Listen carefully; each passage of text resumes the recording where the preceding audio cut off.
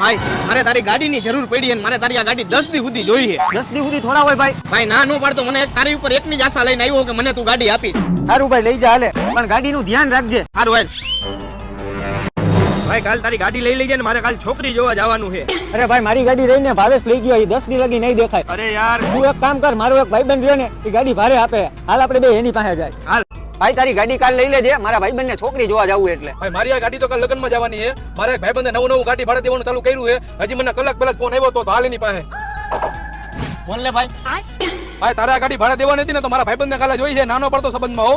કઈ ગાડી? હું ક્યાં ગાડી ભાડે દઉં? બસ ભાઈ ફરી ગયો ને તું. ફરી ક્યાંથી જાય ભાઈ? આ ગાડી એની થોડી, આ ગાડી મારી છે અને ભાડે થોડી દે. ભાડે દે તો મારી એની હારે લપ નો થઈ જાય. અલે ભાઈ નીચે ઉતર, તું મારે જવું છે.